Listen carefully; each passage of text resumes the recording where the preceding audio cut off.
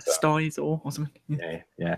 Hello and welcome to my live chat with Kade Beadman. You may have seen him on the A-Up Let's Talk channel. And I just thought we'd get him on here today and having a chat about a few things. Kade, introduce yourself. Who are you and what do you do? Hello, I'm Kade. I'm just a politics enthusiast. I've never really spoken about politics, formally debated with people. So this is kind of a new thing, but that's what I'm here for. So yeah, I'm just into politics. I'm 20 years old. And I'm a Conservative Party member. A Conservative Party member. Yeah, but we won't hold that against you. It's fine if you do. I don't mind.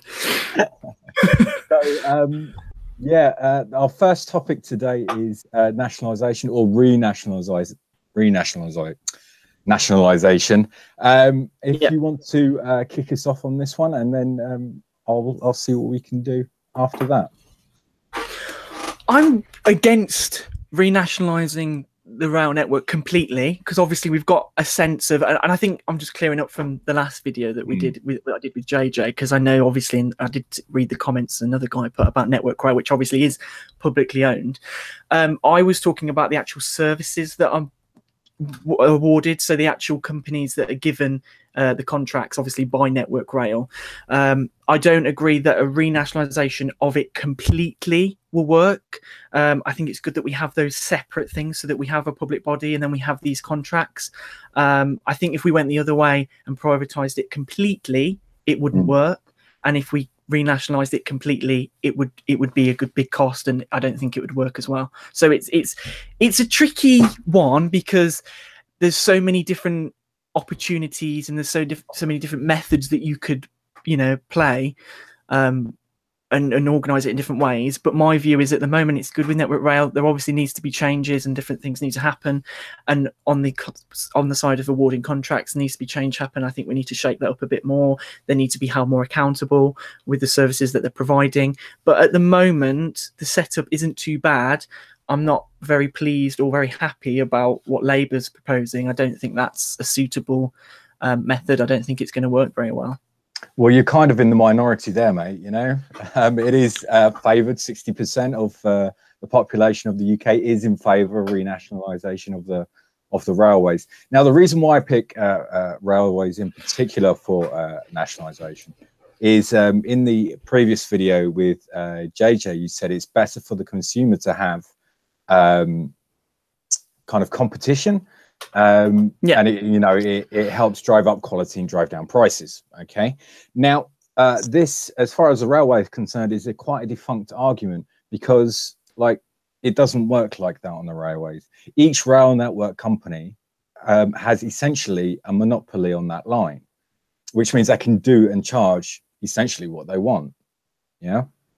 So if I want to go, that's my whole argument, which I just addressed at the start of what I just opened with. I said that it's not perfect at the moment, and I said with the way that contracts are awarded, it needs to be split across many different people. I think obviously it's not logistically going to be easy to do, but when we have a contract that is because you can't have two companies. You can't have more than one train running on a line at any one time. If I want to get a train at 8:30, right, I don't have a choice of different network operators to go to my destination. It doesn't. It's impossible. What I'm saying is, we could have maybe two companies that run, I don't know, 20 minutes apart or something. I know that, and that gives the consumer a bit more choice. Just because it's not easy doesn't mean we shouldn't approach it and do it. I do kind of understand it, but I don't see how that's possible. And then of course you have the other issue, which is in the UK now. If I'm going long distance, and a lot of the time my train won't go all the way there, so I will have to change network providers, which means another ticket, which means I'm paying twice for the same journey. So that again doesn't really. But like I said, if that did come into play, obviously the whole system would have to change. But what I'm saying is, and people are going to have different ideas of how this is, pushed out and how this is done. But at the moment, that is my view, that there is ways in which you can work a multiple line. There is. and have different services and different companies operating that, and that will boost efficiency as well. I think you've got to think about efficiency. That's the massive thing. And I mean, if you look at the history of a privatized railway, we've seen that it gets inefficient. We've seen that it's in Network Rail at the moment. I mean, it's in 33 billion pounds debt, and that is from what's happening now. I'm not saying it's perfect, and it's from, you know, previously what's been happening. So this inefficiency, and you can't, inefficiencies can go unnoticed when it's nationalized, because they'll just say, oh well, the government will subsidize this will be paid for, it's fine. And that's where it will keep happening. So we see this. It's good when it starts off, maybe it starts off really well, and then as it gets more, you know, it gets older and it goes on, these efficiencies become more clear, the costs rise, and that's why then we've gone to this, you know, half public body, half, you know, giving contracts to private companies. So that's where it's ended up, because of the inefficiencies and the costs that have just spiraled out of control. I think if you look at the inefficiencies that we had in the 70s and 80s, at that point it was actually being primed for privatization in the first place. You can see the same things that's going on in the NHS, but that's another story. We're not going to bring that one in at the moment. I don't see how you can have choice or consumer choice in a rail network, or if it's actually going to be feasible. Yes, it's inefficient, but that's because you know, the way the private companies are laid out, it is inherently inefficient. Now, so I'd like to see what do you actually think then? What would you do? So you're nationalised. So talk us through the process of what you do, just so I can understand, you know, from your viewpoint, because I'm obviously you're combating my argument, but I'm not sure what you want at the moment. Okay, so what would you suggest? My viewpoint is anything that is deemed to be a service, right? That you need to use on what, a daily basis or weekly or whatever, to live your life, it should be owned by the public. Okay, so not owned by the government, owned by public, and there's quite a different kind of a distinction to be made there. Okay, now renationalisation, which would be done exactly how Labour pointed out, as the franchises come up for renewal, they just won't be renewed, so it won't actually cost anything to begin with. Okay, now I can see you shaking your head. Okay, yeah. I don't think you can't put that. There's been many reports that have said that it's going to cost billions of pounds. You said no cost at the minute. So what's going to happen then? You just take those back, all of those train lines. Yeah. Who owns the trains at the moment? The companies maintain those trains. So you're going to have costs straight away. As soon as you take that over, you're going to have costs. So I don't understand this argument where there's going to be no costs at all, and it's going to carry on, continue running. Is the leases, like to take that back, the leases into public hands, that won't cost anything. Okay, now with regards to manufacturing the trains or whatever, that can be done in UK, or we just repaint or take ownership of the trains that are running at the moment. They need to be updated anyway. A lot of them need to be upgraded. Yes, there will be a cost involved in that, but what you're actually doing is you're actually buying an asset, right? So an asset actually pays for itself anyway over the long run. Yeah. Now, there would be something to say when they're upgrading the trains. I do think there is a kind of idea of automation in there, so it would mean cutting back on staffing levels.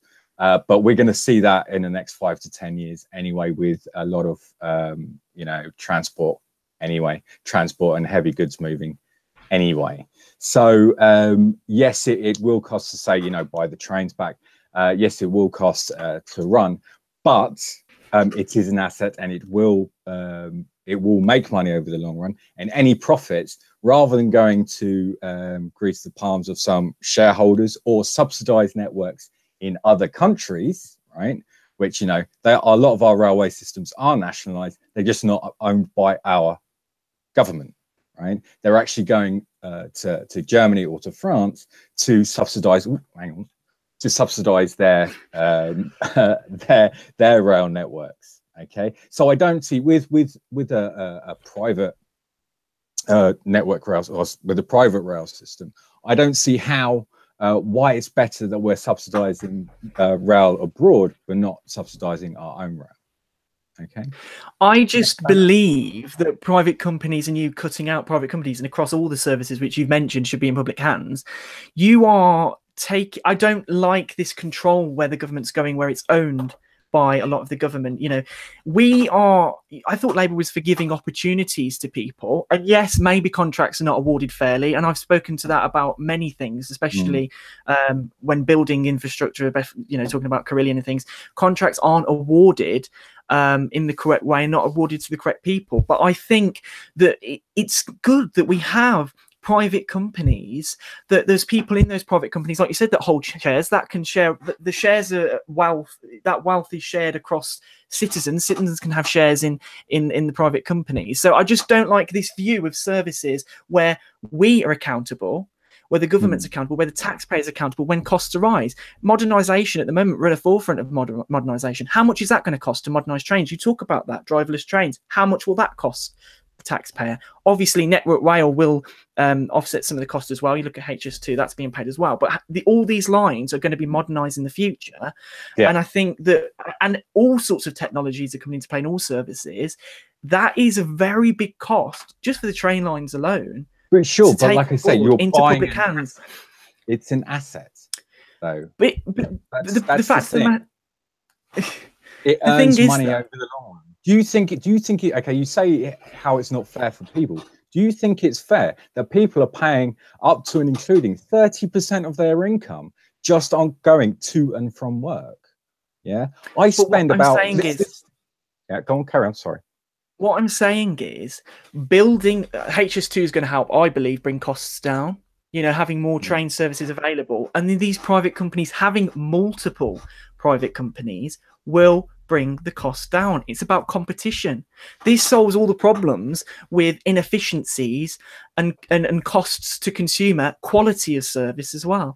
You know, you see a lot of busy services and they're not be able to cope as well. That will help.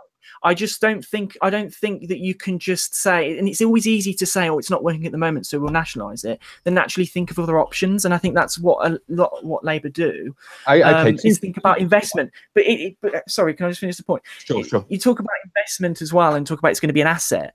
We don't know what the rail industry is going to look like in 20, 30 years. People might not even use it. So I just don't like this whole idea of thinking it's an asset when we've seen in the past that it crumbles down, inefficiency rise and cost rise. It's not an asset. It starts off as an asset and then it just shrinks and shrinks and shrinks, and then it becomes a massive debt. There's already a massive debt in Network Rail. So, you know, the rail service and all services, because they're so dynamic, because they're not fixed and people can jump on when they want, and because, you know, trends change, who knows that we might have, I don't know, it's a bit ambitious, but like flying cars or, you know, different services. There might be completely different things that, and people might not even use trains. So I don't know, putting all your eggs in one basket in that sense doesn't help. And again, I don't think it's the way that you can drive quality and drive prices down. It's not. I don't believe it's that way. But like I said, it's interesting.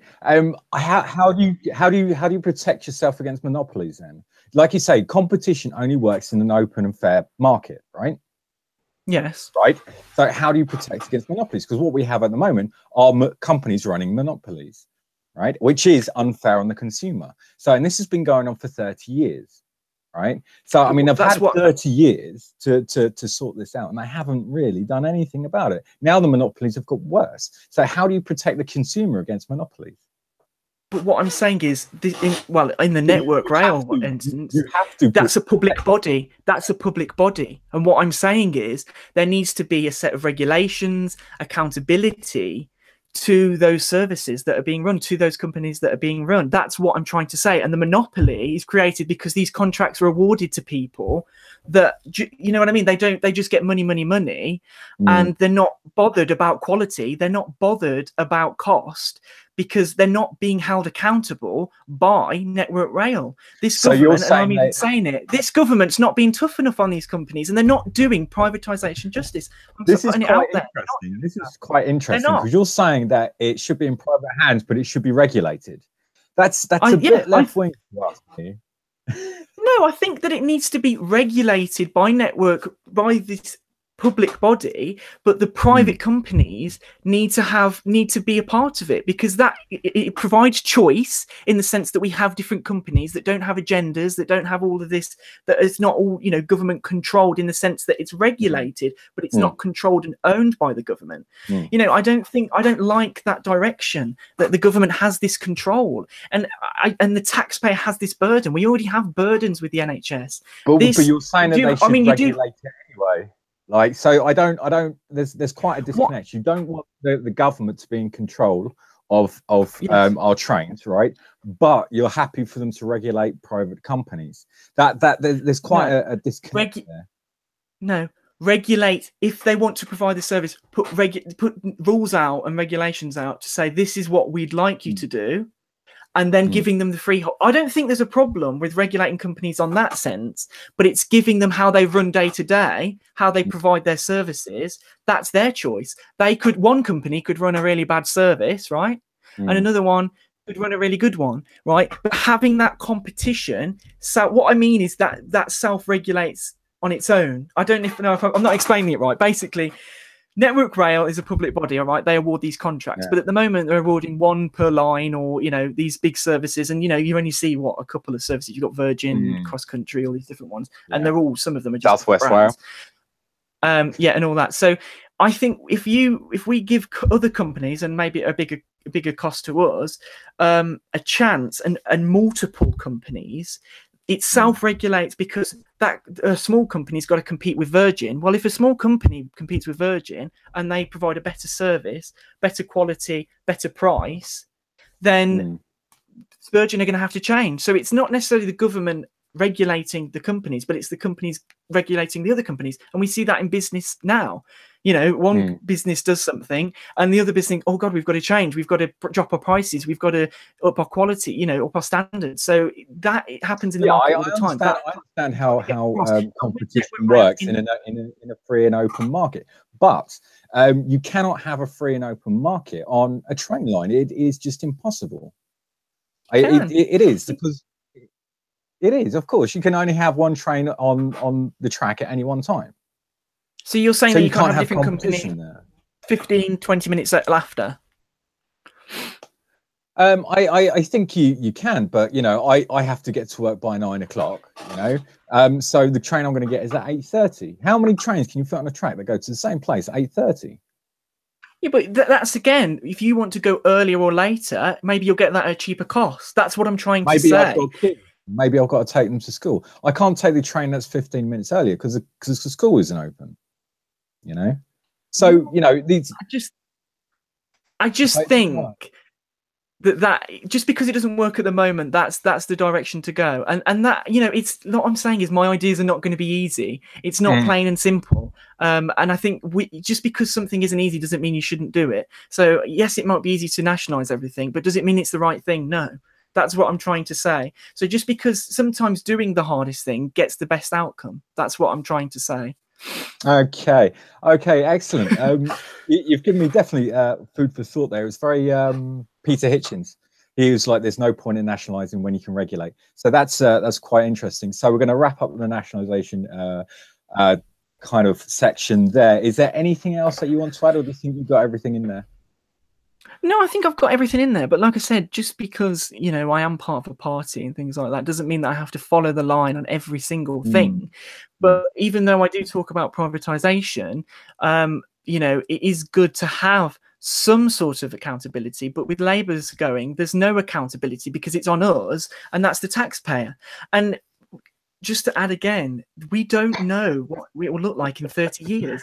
Will we need train lines, really? You know, do we really want to put that on ourselves when we've got the NHS and other things to pay for? I just think that, you know, we're taking on much more. And I mean, you talk about 60% of the population supports nationalisation. Well, at the last election, the Conservatives got a majority with the DUP, who all voted for the same, and the DUP didn't recommend nationalisation. So technically, the majority don't want nationalisation because they wouldn't have voted for the Conservative Party and the DUP party. So that's just something there. for you. Okay, interesting. Thank you very much, Gabe. We'll be stay where you are. We'll be back with part 2, where we'll be talking about guns. Ooh.